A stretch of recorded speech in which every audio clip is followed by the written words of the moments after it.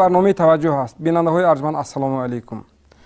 و تلفن ارتباطی در استودیو 92 912 77 66 است. شما می توانید به این رقم هم زنگ زنید، هم پیامک فرستید و همچنین این رقم به مسنجر وایبر پیوسته است.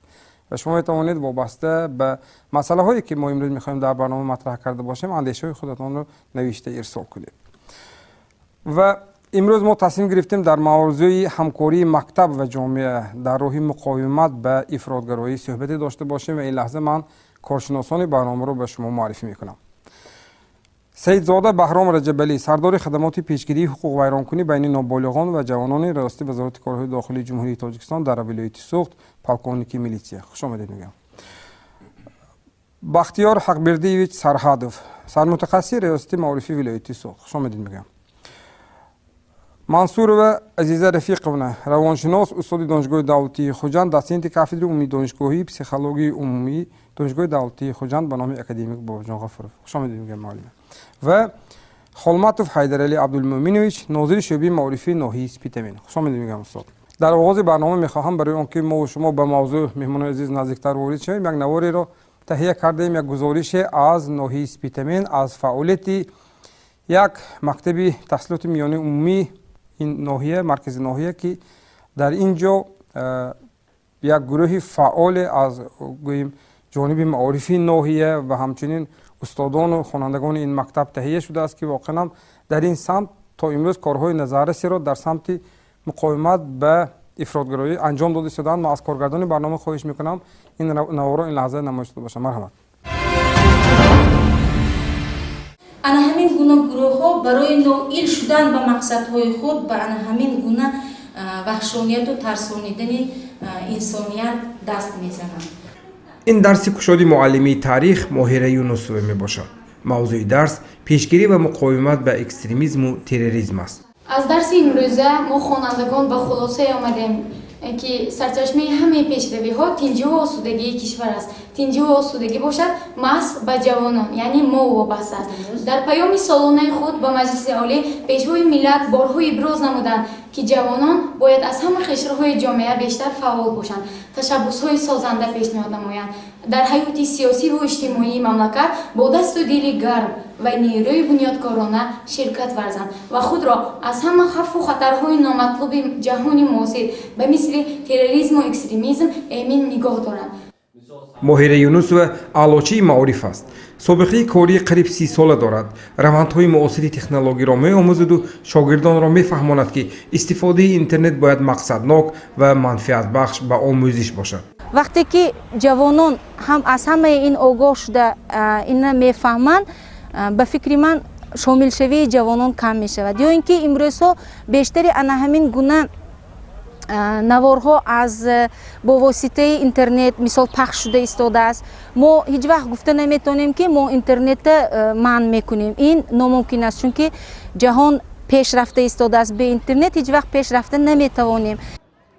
اینجا مکتب تحصیلات میانه عمومی رقم 3 جماعت دهاتی نوکت ناحیه سپیتامین است. روندهای تندگرایی و شامل شوی طایفه جوانان به گروه‌های اکستریمیستی و تروریستی جامعه استادان این مکتب را بی‌طرف نگذاشت.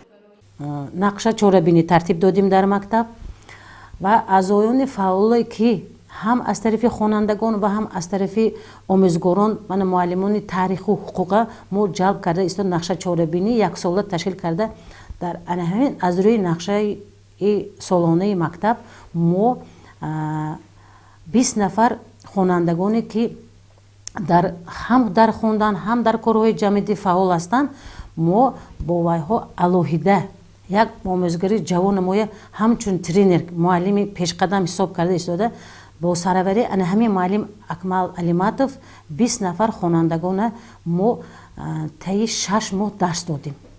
اول ما خودمو آموخته در اهل کلکتیو بعد به همین روانه کردیم.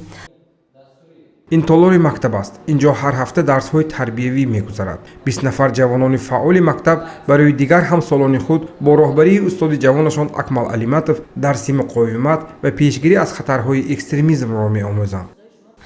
ما همیشه جوانان حرکت میکنیم که برای پیش بردن مفکوره دیگر جوانان، یعنی جوانانی که امروز به این گونه حزب و حرکت ها داخل شده ایستادند، فکری خودمان را تطبیق کنیم، با آنها بسیار فهماندگی ها گذرانیم.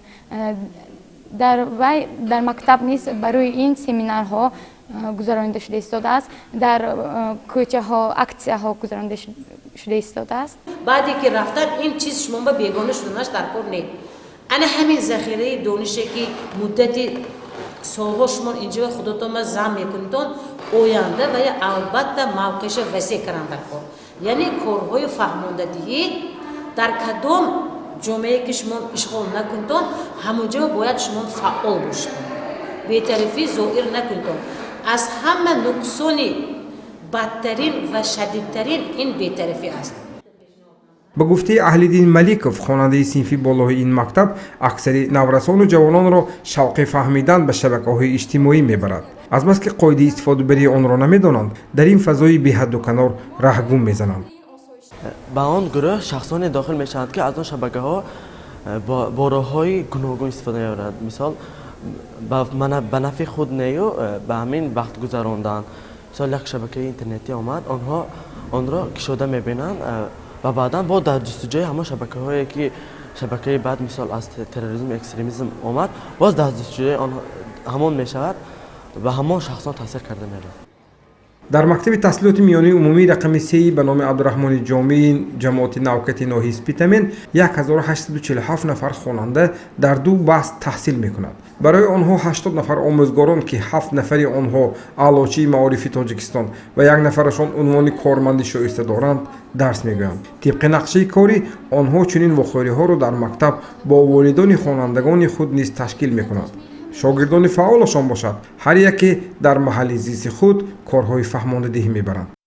حاضرها اگر ما نگاه کنیم، اگر انمین تروریستان اکستریمیستان بیشتر دین مبین اسلام را پیشه میکنند، چونکه مردم تاجیکستانی ما همه مسلمان هستیم، بسیاری ها از نفهمیدن همین گروه ها شامل می شود.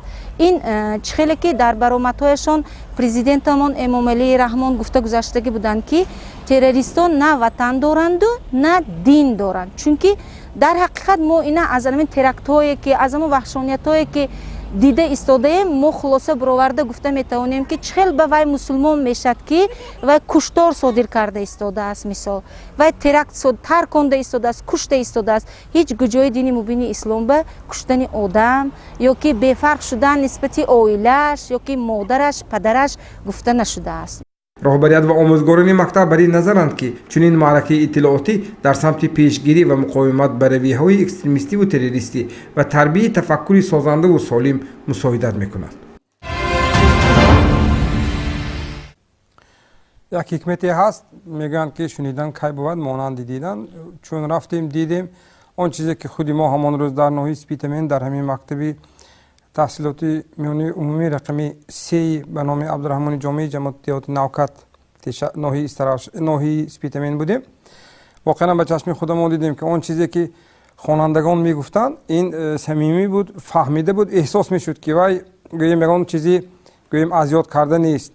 گذشته از این وقتی ما در دایره آمادگی به همین برنامه مکتوب میکردیم، من اولا سپاس میگویم به رهبریت مقامات اجرایی حکومت دولتی ناحیه اسپیتامین در همین مورد که وقتی ما مکتوب کردیم زود به این مسئله واکنش نشان دادند و البته اون مسئولانی که به وابسته به این موضوع پاسخگو هستند به این مسئله توجهشون روانه کردند و فکر میکنم این پیش از همه مناسبت آنها باری دیگر مهمیت این مسئله رو درک نمودن آنها و همچنین یک مکانیزم خوبی کاری رو برای ماندن است. من این لحظه از محترم بختیار سرهدف پرسینی هستم در موردی من اون چیزی که ما در گزارش دیدیم.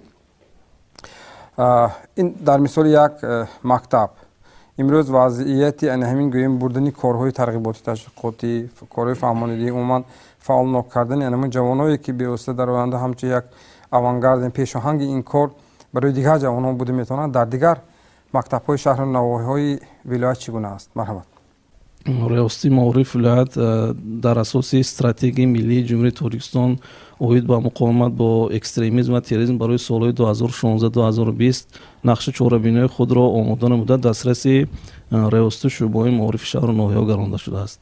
муассисаҳои таълимӣ дар соатҳои тарбиявӣ вобаста ба ин мавзӯъ дар соатҳои тарбиявӣ байни хонандагон корҳои фаҳмондеҳӣ бурда мешавад. Ҳамчунин имрӯз ҳамкории риёсати маорифи вилоят ва риёсати шӯъбаҳои шаҳру ноҳияҳо ва инчунин муассисаҳои таълимӣ бо мақомотҳои ҳифзи ҳуқуқ хеле хуб бароҳ монда шуда тибқи нақшаҳои муштарак вобаста ба мавзӯи мазкур мунтазам суҳбату вохӯриҳо байни падару модарон, байни хонандагони синфҳои болоӣ суҳбату вохӯриҳо гузаронда мешавад.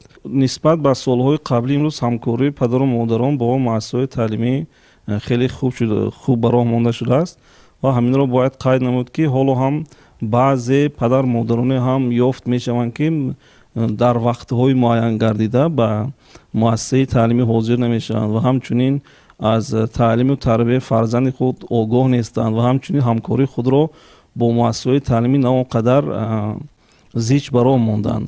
Ва ман боварии комил дорам, ки дар вақти ҳамкории падару модарон гарчанде ки муассисаҳои таълимӣ агар ба таври бояду шояд бароҳ монда шавад ва ҳамаи он амалҳои номатлубе ки аз ҷониби ноболиғон, аз ҷониби хонандаҳои муассисаҳои таълимӣ ба вуҷуд меояд, ин чизро мо пурра аз байн бурда метавонем. ташаккур. Чун ман суоли навбатии ман аз муҳтарам Саидзода. Маълум аст ки аксари ҳамон чорабиниҳое ки имрӯз дар бахши маориф дар соҳаи маориф мегузарад дар ҳамкорӣ як қисмати он дар ҳамкорӣ бо мақомоти милитсия мегузарад ва назари шумо ба он чорабиниҳое ки имрӯз дар соҳаи маориф мегузаранд чӣ гуна аст, махсусан дар самти гӯем пешгирӣ ва муқовимат ба равияҳои тундрав? бо мақсади пешгирӣ вайронкунӣ ва ҷинояткорӣ тарбияи ноболиғон алахсус хонандагони муассисаҳои таҳсилоти миёнаи умумӣ дар рӯяи ватандӯстӣ, инсондӯстӣ, хештаншиносӣ, инчунин аз худ намудани ҳуқуқ ва қонунҳои амалкунандаи ҷумҳурии Тоҷикистон бо фармони муҳтарам вазири корҳои дохилӣ ва фармони вазири маорифи ҷумҳурии Тоҷикистон аз ҳисоби хонандагони синфҳои 8, 9, 10, 11 хонандагоне ки хониши хуби аъло доранд, ҳисси баланди ватандӯстӣ, инсондӯстӣ, хештаншиносӣ ва эҳтироми арзишҳои миллӣ доранд, ба ҳайси дӯстони навраси милитсия дар якҷоягӣ бо роҳбарияти муассисаи таҳсилоти миёнаи умумӣ бо пешниҳоди худи роҳбарони синфҳо ва дар шӯрои омӯзгорӣ қабул карда мешаванд. Ин шаҳодати он аст, ки имрӯз сатҳи содиршавии ҷиноят дар байни ноболиғон назар ба ҳамин давраи соли гузашта 6 ҳолат коҳиш ёфтааст. мо ки дар замони ҷаҳонишавӣ ва асри илму техника тезтун қарор дорем, мо падару модарон дар таълими тарбияи фарзанди худ бояд бетараф набошем, чунки мақсади қонуни ҷумҳурии Тоҷикистон дар бораи масъулияти падару модар дар таълими тарбияи фарзанд ин пурзур намудани масъулияти падару модар дар таълими тарбияи фарзанд дар рӯҳияи инсондӯстӣ, ватандӯстӣ, эҳтироми арзишҳои миллӣ, умумибашарӣ, фарҳангӣ, инчунин ҳифзи ҳуқуқу манфиатҳои онҳо мебошад. ва новобаста аз он ки имрӯз аз ҷониби 135 нафар ноболиғ 168 ҷиноят содир шуда бошад, лекин нисбати ноболиғ 191 нафар ноболиғонам имрӯз ҷиноят содир шудааст. ки ин ҳам бошад назар ба ҳамин давраи соли гузашта 141 ҳолат камтар аст. яъне шумо гуфта метавонед ки натиҷаи масалан бурдани ин ҳам таъсири натиҷаи бурдани ҳамон корҳои гӯем тарғиботи ташвиқотӣ? бале, ин ҳам натиҷаи мусоидати ҳамкорӣ байни мақомоти корҳои дохилӣ ва худи муассисаи таҳсилоти миёнаи умумӣ аст. Инчунин падару модаронам дар бисёр хуб мешуд, ки дар баргузории ҷаласаҳои падару модарон дар тамоми муассисаҳои таҳсилоти миёнаи умумӣ ҳатман ташрифи кормандони мақомоти корҳои дохилӣ бисёртар мешуд.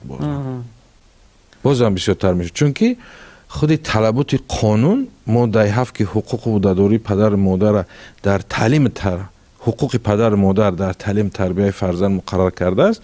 дар он ҷо падару модара ҳуқуқ додааст, ки бояд аз равиши давомоти равиши фарзанди худ бо муассисаи таҳсилоти миёнаи умумӣ мусоидат намояд. бояд бохабар бошад ки фарзанди ман чӣ хел омодагӣ ба дарс аст, чӣ хел интизом дорад, чӣ хел хониш дорад, кадом баҳоро имрӯз сазовор шуда истодааст. қонунгузорӣ ӯро масъул кардааст. мавзӯъро масъул карда, ӯ ҳуқуқ дорад. дар тӯли 10 моҳи давраи ҳисоботӣ нисбати 2282 нафар падар модар ва шахсони онҳоро ивазкунанда бо дастрасии моддаи 90 кодекси ҳуқуқи вайронкунии маъмурии ҷумҳурии Тоҷикистон барои таъмин ва риоя накардани меъёрҳои қонуни ҷумҳурии Тоҷикистон дар бораи масъулияти падару модар дар таълими тарбияи фарзанд ба ҷавобгарии маъмурӣ ҷалб карда шуданд ки аз ин шумора 373 ҳолаташ танҳо барои истифода бурдани телефонҳои мобилӣ дар муассисаҳои таҳсилоти миёнаи умумӣ мебошад. ташаккур. Хуб, дар ин маврид бозам бармегардем. Ман аз муҳтарама муаллима Иззахон Мансуров пурсида ҳастам. Мо гуфтем дар мавриди ҳамкории мактаб ва ҷомеа, ҳамин мактабу ҷомеа кадом нуқтаҳои расиш ки онҳо дар ҳамин раванди тарбия ба ҳам оянду воқеан ҳамин натиҷаи ҳамин ҳамкорӣ самарабахш гардад. Гузашта аз ин қонунгузорӣ манъ кардааст истифодаи масалан телефонҳои мобилиро дар ҳангоми таҳсил дар мактаб бурданашон. Аммо мо гоҳо фарзанди худамонро инқадар дӯст медорем ки барои он ки хавотир нашавем ба вай телефон харида медиҳем ки вай доим дар назороти мо бошад. Аммо мо ҳамешагӣ ӯро дар назорат дошта наметавонем, ба хотир ин ки чун телефон смартфон ба даст гирифт, он тарафаш ихтиёри ӯ ки чӣ гуна истифода мебарад. Бинобар ҳамин мо чӣ гуна ҳамин гӯем нуқтаи расишро гӯем ба ҳам орем. Муаллима, марҳамат. Барои ҳалли ин масъала ба фикри ман маданияти баланд ва маърифати падару модарон аз маърифатнокии падару модарон вобаста аст. доир ба масъалаи якум, масалан барои дода нашудани наврасону ҷавонон ба ҳамин гурӯҳҳои ифротгаро, инҷо вақте ки дар мактаб чунин мана дар мисоли ниҳоят воло дидем ки дар мактаб ҳамин қадар корҳо бурда мешудааст, падару модарон бояд ҳамкорӣ кунанд. вақте ки ҳамин гуна дар навор гуфта шуд ки ҳамин гуна фаҳмондадиҳиҳо нисбати волидон ҳам дар ин мактаб гузаронида мешавад. ва чӣ хуш мебуд агар дар ҳамаи муассисаҳои таълимӣ тарбиявӣ ҳамин гуна чорабиниҳо ташкил карда мешуданд. ва нисбат ба саволи шумо ки нуқтаи расиши ин чораҷӯиҳо ҳам аз тарафи тарбиядиҳандагон ё ки кормандони муассисаҳои таълими тарбиявӣ ва падару модарон дар чист? ин дар он аст ки дар оила бояд ин чизҳо ҳатман такрор карда шавад. падару модарон дар бораи ҳисси ватандӯстӣ, ҳисси инсондӯстӣ, дар бораи ниҳоят воло будани арзишҳои миллӣ, дар бораи муқаддасоти миллии давлатамон бисёртар гӯянд. аммо ин маънои онро надорад ки ҳар шабу ҳар рӯз дар ин бора мо гап занем. дар илми равоншиносӣ аксул амал ибора ҳаст ва ин маънои онро дорад ки вақте ки дар бораи як чиз мо ниҳоят бисёр мегӯем, наврас баъзан аксар вақт наврасони душвортарбия акси онро мекунанд. ва ҳамин аксул амал кадом вақт дида мешавад? вақте ки хонанда ягон танқисӣ мекашад. мо ҳозир бисёр аксарияти падару модарон ҳама гӯемам хато намекунем, бисёр аҳамият медиҳем ба хӯрду хӯроки фарзандонамон, ба пӯшоки онҳо, ба ғизоҳое ки мо бо онҳоро таъмин мекунем. аммо аз назар дур мемонад тарбияи диққати мо ба фарзандонамон нисбати ғамхорӣ, меҳрубонӣ, ҳисси таваҷҷӯҳамон. ва аксар вақт ҳамин наврасон ҷавононе ки ба ин гурӯҳҳои ифротгаро ҳамроҳ мешаванд, ин он ҷавононе ҳастанд он наврасоне ҳастанд ки ягон вақт ин мо гуфта наметавонем ки ҳатман дар ҳамин давраи наврасӣ ё дар давраи навҷавонӣ ягон вақт дар синни 3 солагӣ ҳашми дар синни 4 солагӣ ҳашми ё ки дар давраи наврасиаш 11-12 солагӣ вай ҳамин аз назари падару модар дур мондааст. диққатро падару модар ба ӯ кам доданд. дар бораи вай худашро дар оила бегона ё ки аз оила дур аз падару модараш дур ҳис мекунад.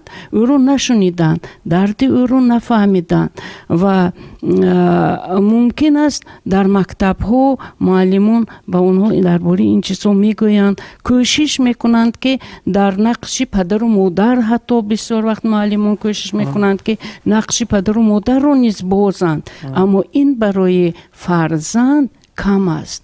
фарзанд бояд дар ҳама сину сол ҳамин гармии муҳаббати падару модарро ҳис карда тавонад. ма ин ҳозир мо дар ин бора бисёр мегӯем, чунки аксар падарони мо ва дар бисёр ҳолатҳо ҳатто ҳозир ниҳоят бисёр шуда модароне ки ба муҳоҷират мераванд. кӯдакро ба тарбияи бибии бобоҳо ё ки ягон хешу таборони наздик мегузаронанд, аммаю холаю тағою амакҳо, аммо кӯдак бояд ҳамон меҳри падар ва меҳри модарро дар ҳамин масофаи дур бошадам ҳис карда тавонад. ва дар бораи нуқтаи расиши мактабу оила ин он аст ки он чизе ки дар мактаб шуда мегузарад волидон бояд ҳатман аз он бохабар бошанд ва онро давом диҳанд. онҳо донанд кадом мавзӯъ имрӯз муҳокима карда шуд, дар кадом сатҳ ва санҷанд ки фарзанди онҳо ин он ахбороте ки имрӯз гирифт дуруст дарк карда тавонист ё не. мумкин вай ғайри ихтиёрӣ аз он ки муаллимон мегӯянд гӯш кун, гӯш карда истодасу, аммо худаш мумкин дар ким кӯчаҳо сайру гашт карда фикран ва ба фикри мо розӣ нашуда истодааст. ин чизро дарк карда тавонистан ниҳоят зарур аст ва ин бештар нисбат ба муаллимон ба падару модарон дастрастар аст. ва ҳамон вақт мумкин ин чораҷоиҳои мо пешгирии ин ҳолатҳо самараноктар мешавад нисбат ба ҳозира, вақте ки фарзандони мо бо аз ҳамин солҳои аввали ба дунё омаданашон дар бораи муқаддасоти миллӣ, арзишҳои миллӣ, арзишҳои нигоҳ доштани ин арзишҳо, дар бораи муқаддас будани шахсияти падару модар, хоҳару додарони худаш, оилаи худаш, баъд рафта рафта дӯстонаш, ҳамсинфонаш ва ҳамкоронаш ва ғайраҳо, вай бояд дар ҳамин рӯҳия тарбия карда шавад. ташаккур муаллима. ман аз муаллим Холматов пурсида ҳастам. усули тарғиботе ки имрӯз байни ҷомеа махсусан ҷавонону наврасон бурда истодаем муосир аст, замонавӣ аст ё боз ягон навгонӣ ворид кардан дар кор? то кадом андоза воқеанам гӯем мо ин муосир гуфта метавонем ки воқеанам то ҳамаро рафта мерасаду гӯем ки бисёр таъсирбахш аст? раҳмат. дар ҳамаи муассисаҳои таълимии ноҳияи Спитамин нақши чорабинӣ аз соли сар шуда кор давом дода истодааст.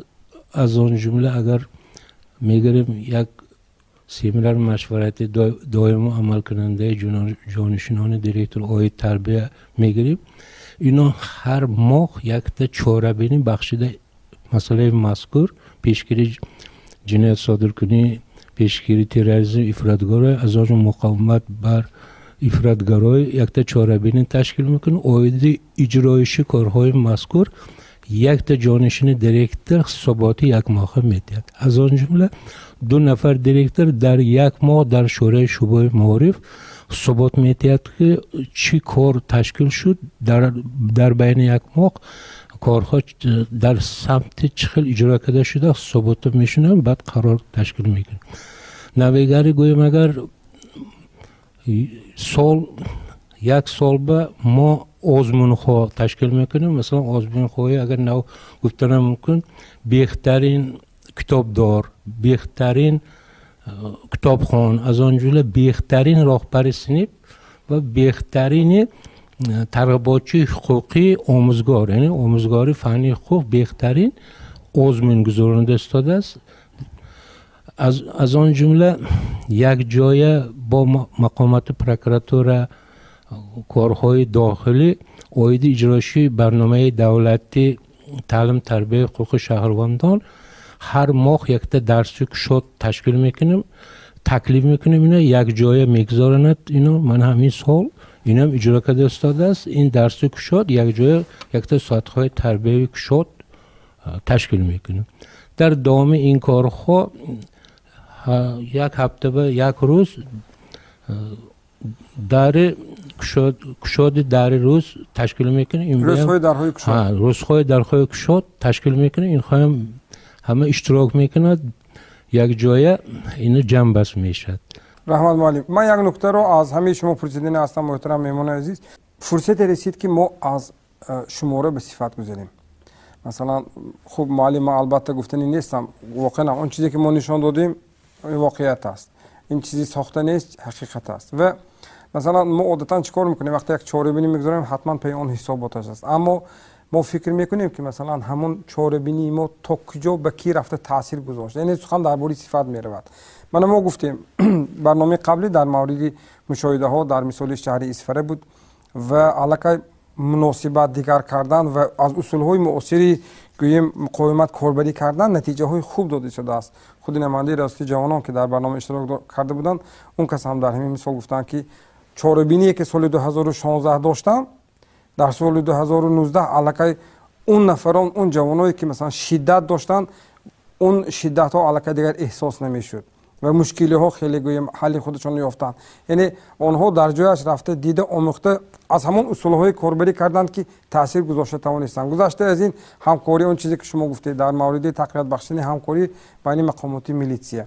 مقامات میلیسیه اینقدر خود رو با مردم نزدیک گرفت که واقعا امروز انا همون چیزی که دیروز جناب اولی هم در سخنرانیشون گفتن که مردم هر یک گوییم نفری که در محل یک نفری تصادفی پیدا شد حتما زود بگوییم به مقامات خبر رساند، به خاطر اون که شخص تصادفی نمیداند آدم که گوییم به کدام نیت به کدام مقصد آمده است، اما گوییم آگاه کردن این پیش از همه همکاری است. من میخواستم نظر شما رو در مورد چطور همین مناسبتی باوری بخش مکتب و جامعه رو تقویت بخشیم، یعنی استوار کنیم، باز هم پرقوت‌تر کنیم.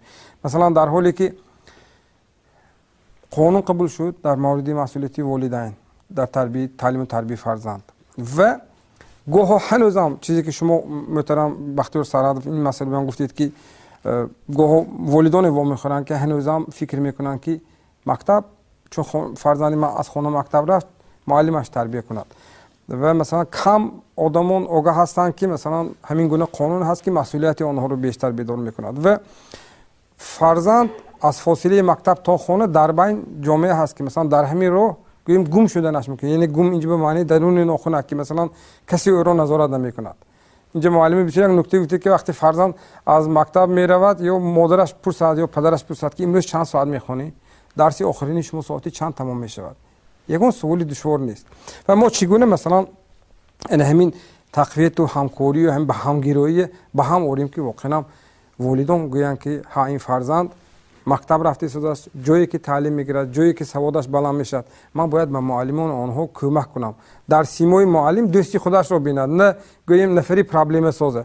و معلمان مکتب نیز در برابر همین گویند که این والدان اهمیت نمیدید و من دیگر فکرم نیست که مثلا فقط فرزند مردم تربیت. یعنی اینجا سخن درباره همگیرایی میرد. پس چیکار کنیم که ما واقعا از کدام راهها کاربری کنیم که توانیم که همین مناسبت ها شدت نگیرد، برعکس به هم آید، گویند که این مسئله این مشکلاتی دست جوان است. خواهش میکنم. مرحبا. پیشوای معظم ملت پرزیدنت جمهوری تاجیکستان محترم امامعلی رحمانم قید نمودند که جمعیتی که جوانان و نابالغانش از علم و فرهنگ دور افتادند به آینده نیک امید بخشیده نمیتواند و ما شهروندان ما جمهوری تاجیکستان، ما پدر و مادر در تعلیم تربیت فرزند خود باید بی‌طرف نباشیم. هر یک عامل ناشایسته، یک کردار ضد جمعیتی، ضد حقوقی، ضد اخلاقی که به میان میآید، این سراول از تعلیم تربیه فرزند از جانب پدر و مادر است. چون که قانونگذار قید نموده است که تعلیم تربیه وظیفه پدر و مادر، جامعه و دولت است. در مقیاس شهر ناحیه ولایت سوخ که 13 مؤسسه های مکتب اینترنت ها فعالیت دارند، یگان خواننده مکتب اینترنت امروز دست به کرداری و ویرانکنی و جنایتی نزده است. اون جنایتی که از جانب نابالغان صادر می شود، تحلیل نشان می دهد که از ساعت 12 شب تا ساعت 8 پگاه روزی نابالغان 28 عدد جنایت صادر نمودند. یا اینکه از ساعت 8 پگاه روزی تا ساعت 16 82 جنایت صادر نمودند روزانه.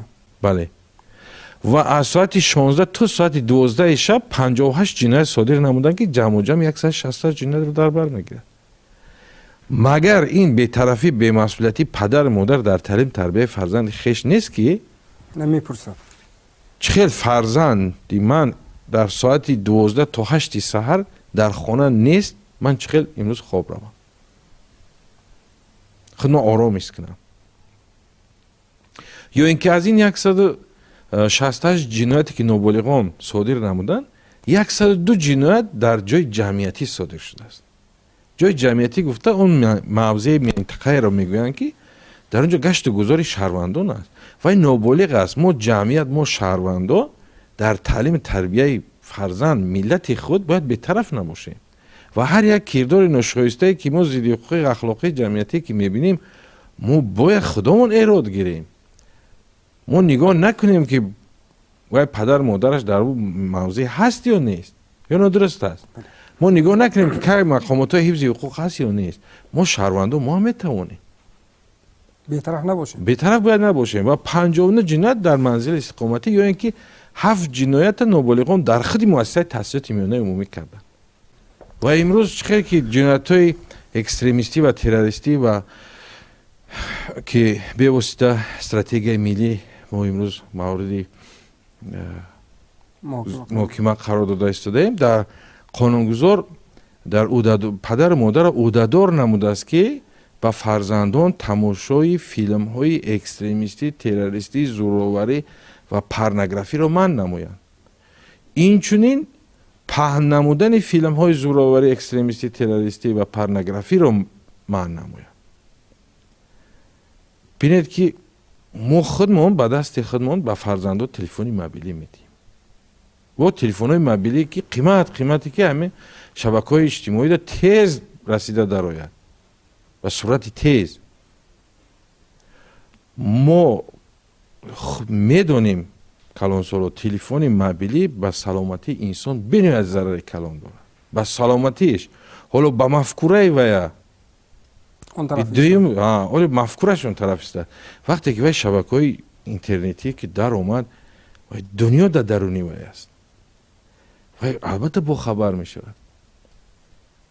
لیکن شاید همی خیلی پدر مادری که همون تلفنی موبیلی فرزند رو یک بار گرفته از نظارات خودش گذراند، چون که ما اگر دروغ گوییم مایلش، لیکن تلفن و تکنیک است، تکنولوژی، ما در عصر علم تکنیک قرار داریم. هر یک ساعتایی که تلفن استفاده می شود یا تماشا کرده می شود یا کشوده می شود یا پوشیده می شود و ثبت کرده می شود. یه بار بیند که در ساعت 12 شب یک شب فرزندی من تلفن استفاده برده است، با کی معاشرت کرده است؟ امروز جامعه با ملیت همکاری زیج دارد و باز هم از این ده باید زیشتر باشد. جهت تقویت بخشیدن همکاری پدر و مادران جامعه با مکتب خوب، گرچنده که خیلی که در اول قید کردیم، گرچنده که سالهای اخیر همین همکاری تو یک اندازه بهتر شده باشد، هم در مهاجرت مهنتی قرار داشتن پدر و مادران وابسته به مسئله مذکور ما سردان ریاست مدیران شعبه معارف سپارش هم داده هستیم که خوانندگانی که پدر و مادرشون در مهاجرت مهنتی قرار دارند، همچنین خوانندگانی که از عائله‌های ناسالم تربیت میگیرند و اینچنین خوانندگانی که یکی از خویشاوندان آنها، یکی از اعضای عائله آنها در خارج کشور غیر قانونی به تحصیلات دینی جلب کرده شدند، яъне онҳоро рӯйхат намуда аз ҷониби омӯзгороне ки дар маҳалли онҳо зиндагӣ мекунанд мураббии ҷамъиятӣ таъин намоянд ва инчунин дар муассисаҳои таълимӣ ин аллакай ба роҳ монда шуд ва нисбат ба хонандагони фаъоле ки бештар бо шабакаҳои интернетӣ сару кор доранд онҳоро низ яъне хонандагони чӣ мегӯянд лидер пешсафи муассисаҳои таълимиро яъне зери назорати доимӣ қарор диҳанд ва ҳамчунин бояд вобаста бо ин қайд намоям ки солҳои охир муассисаи таълимии мо бо равоншиносон таъмин карда шуд хеле фаъолияти равоншиносон дар самти пешгирӣ даст ба амалҳои номатлуб ва дар самти пешгирии ҳама амалҳои номатлуб задани хонандагон саҳми хеле бузург дорад ва тибқи ҳамин таҳлилҳои омории мо имрӯз агар дар вилоят 929 муассисаҳои таълимӣ бошад дар 711 адди он аллакай фаъолияти равоншиносон ба роҳ монда шуд ҳамин хел таҳлилҳо ҳам нишон дод ки дар муассисаҳои таълимие ки равоншиноси касбӣ фаъолият мебарад ва ҳамкории зишт дорад бо падару модарон роҳбарони синфу ҳамчунин омӯзгорон дар ҳамин муассисаҳои таълимӣ қариб ки ҳолатҳои ҷиноятсодиркунӣ ё дигар ҳолатҳои номатлуб аз ҷониби хонандаҳои муассисаҳои таълимӣ ба қайд гирифта намешавад ва дар оянда низ мо кӯшиш мекунем дар ҳамкорӣ бо донишгоҳи давлатии хуҷанд ҷиҳати пурра таъмин намудани муассисаҳои таълимӣ бо равоншиносони касбӣ яъне корбарӣ кунем. ташаккур. муаллими азиз, ман як нуктаро бисёр як нуктаи ҷолиб шумо гуфтед. зимини суҳбат бо яке аз роҳбарони синфҳо дар яке аз мактабҳои яке аз ноҳияҳои вилоят як нафар омӯзгори ки роҳбари синф аст як нуктаи ҷолибе гуфт ки як хонандаи ман давоми қариб як моҳ фақат соати 8:15 мактаб меомадагӣ шуд. баъд хонандаи синфи болоӣ ки буд ман як дафъа ду дафъа то 5 маротиба ман огоҳ кардам баъд шинондаму худам суҳбат кардам гуфтам ки мушкилӣ дар чист баъд гуфт ман ростиш мегӯям шумо мабодо ба падару модарам намегӯед ростише гӯед баъд гуфтааст ки ман ҳар саҳар муаллима соати 6 субҳ аз хоб бармехезам ман бозор меравам ман бозор рафта аввал ҳамин молҳое ки мо бояд дар бозор нуқтаи фурӯшӣ ки дар бозор дорем рафта он молҳоро берун мебарорам ва ҳамин фосила давоми қариб 2 соат изофа вақти ман меравад ва ман то инҷо меоям ки аллакай ман ҳатто нонушта накарда меоям гоҳо ва хоҳиш мекунам ман мехоҳам ҳамин корам ки ба падару модарам кӯмак расонам чун онҳо аз ман хоҳиш мекунанд ва муаллиме мегӯянд ки ман тавре ӯро ором кардам гуфтам ки ман ҳаргиз ба падару модарам намегӯям ки ҳамин гуна аст аммо ман ҳамин гуна гӯем бисёр хушрӯй фаҳмондам ба волидонаш ки ин фарзанди шумо бояд аз хурдӣ пеш аз ҳама аввал хонад чунки ба қавлим дар мо як ибора ҳаст ки корзада нашавад яъне ҳамин чиза ман фаҳмода тонистам барои волидонаш ва онҳо ҳамин нуктаро дарк карданд ва хонанда гӯем ба низоми муқаррарии хониш баргашт яъне он чизе ки шумо дар як нукта ишора кардед ки гоҳҳо масалан волидон яъне ҳамин робитаро гӯем масъулиятро дар ҳамин маврид ҳис намекунад ман мехостам ҳамин чизе ки саволи умумие ки ман барои чи ин аввал ин масъаларо руҷӯъ кардам дар мавриди тақвият бахшидан имрӯз мо кадом корҳоро пеш аз ҳама ба анҷом расонем ки тавонем ки воқеан ҳамин ҳамгироӣ ҳамин гӯя ҳамбастагӣ ба миён ояд ки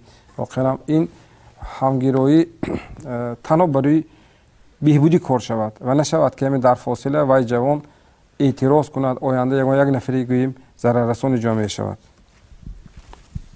ҳамаи мо хуб медонем ки ҳар як кӯдаке ки ба дунё омад ӯ ҷинояткор таваллуд намеёбад ӯро муҳит оила мактаб камбудӣ нуқсонҳое ки дар тарбия дида мешавад ӯро ба ҷинояткор табдил медиҳанд ва дар мисоли гуфтаи шумо офарин ба ин муаллима ки он кас тавонистанд ҳамин хел гӯем рӯи рост нию фарзандро ба хиҷолат намононда бо падару модар суҳбат карда метавонистанд ва агар ки ҳар яке мо аз асосҳои илми психология камтар аҳли ҷомеа агар бохабар мешуд он гоҳ мумкин ин гуна мисолҳо бисёртар мешуд аксар вақт ҳатто баъзан омӯзгорон ё ки мураббиёни бохчаҳо ё падару модарон дар дар тарбияи фарзандон ё ки тарбиятгирандагони худ ба хатоки роҳ медиҳанд.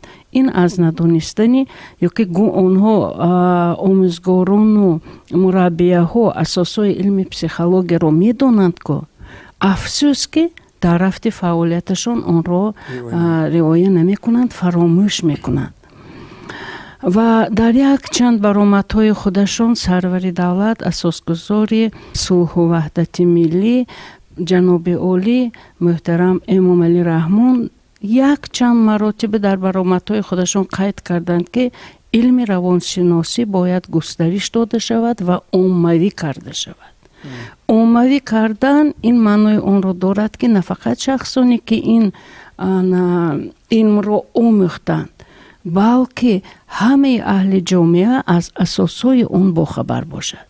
ва ман бисёр мехостам ки фаъолияти маҳаллаҳо ба роҳ монда шавад. ҳамин худи чӣ хел мегӯем, мо гуфта истодем дар бораи арзиши масалан арзишҳои миллӣ, муқаддасоти миллӣ гуфта истодем. ҳамин маҳалла обрӯи эътиборе ки пеш дошт барқарор карда шавад. яъне арзиши ҳамон вуҷуд доштани маҳалла, маҳалла барои як справка гирифтан, барои он ки ягон ҳодисаи нохуш шавад, ғайр аз нашавад мабодо, ғайр аз корманди масалан шӯъбаи милитсия масалан ҳамин кас ҳамроҳ равад ва бо ҳамин сардори маҳалла не, худи арзиши маҳалла чӣ хел пештар ҳамин мӯйсафедони ба обрӯи маҳалла ҷамъ мешуданду дар бораи агар масалан як ҷинояткор буданаш ин исноди авлод ҳисоб мешуд пеш, исноди маҳалла аз исноди авлод зиёдтар буд. ва ҳамин чиз коҳиш ёфтааст ба фикри ман ҳозир.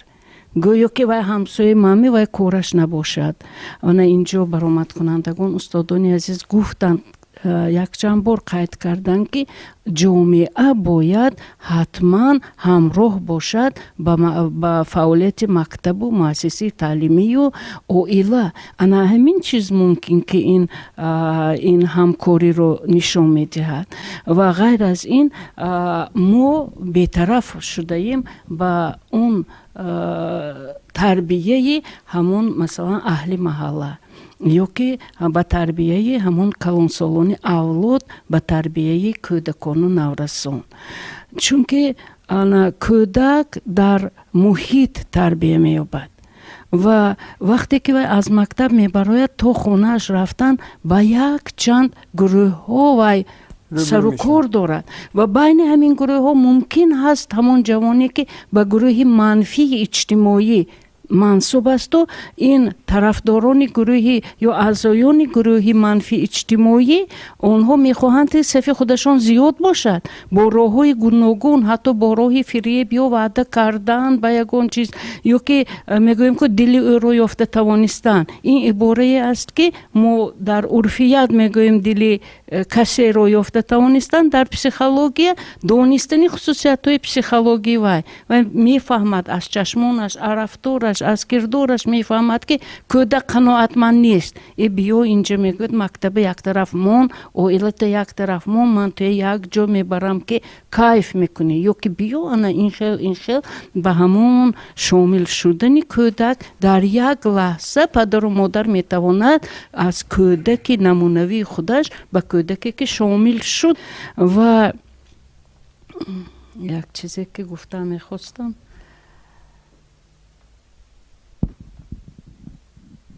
фаромӯш кардам.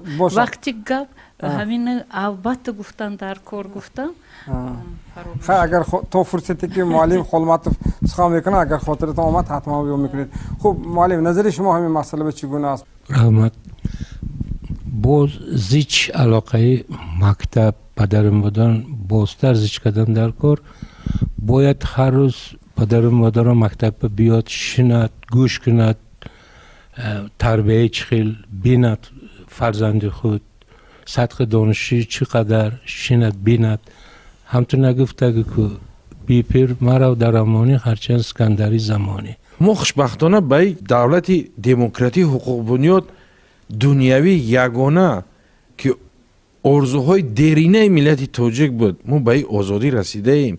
магар он ҳодисаҳое ки дар шаби 4 ва 5 сентябри соли 2015 содир шуд, он ҳодисае ки 26 июни соли 2018 дар соли рушди сайёҳии ҳунарҳои мардумӣ аз ҷониби як гурӯҳ ҷавонон дар шоҳраҳои нақлиётгари душанбеи кӯлоб ба қатл расондани як гурӯҳ сайёҳони хориҷӣ буд. ва он ҳодисаи нангине ки шаби 5 ба 6 ноябри соли ҷорӣ дар ноҳияи рӯдакӣ содир шуд, ин ватан ватани мо аст. ба ғайр аз мо каси дигар ин ватанро обод ва посбонӣ намекунад. магар ин бетарафи падару модару ҷомеа нест ки чунин шахсиятҳо дар мобайни мо фаъолият бурда истоданд ва мо шумо бетарафӣ зоҳир карда имрӯз ба мақомотҳои ҳифзи ҳуқуқ ҳамкорӣ накунем. пас мо чӣ хел ин нишона аз дӯст доштани ватани маҳбуби мо аст. барои ҳамин кули бинандагон, падару модарон хоҳиш мекардем ки мактаби футувату мардонагии пешвои муаззами миллатро омӯзем. он шахсиятҳое ки ба ин миллати давлати тоҷик ман фикр мекунам хиёнат мекунанд, онҳоро на балки банда ҳолон ки худо намебахшад. ташаккури зиёд меҳмони азиз барои иштирокатон дар барнома. барои пеш аз ҳама мавқеи фаъоли шаҳравандӣ аз мавқеи фаъоли шаҳравандиятон истифода карда омадитон барнома ба иштирок кардитон ва андешаатонро вобаста ба мавзӯи барнома барои бинандаҳои азизи мо баён доштед ва фикр мекунам ин суҳбати мо аввалину охирин нест. мо албатта сари ин мавзӯъ бозам бармегардем ба хотири оне ки мо нисбати ин масъала он масъалаҳое ки барои суботи ҷомеа халал мерасонад мо бетараф нестем ва дар ҳамҷоягӣ воқеан ҳам инҷо бисёр хуб зикр кардед ки барои ободии ин ватан ки номаш тоҷикистон аст албатта саҳмгузор хоҳем шуд. инҷо фурсати барномаи таваҷҷӯҳ ба поён мерасад. хайр, хонободу сарбаланду комёб бошед.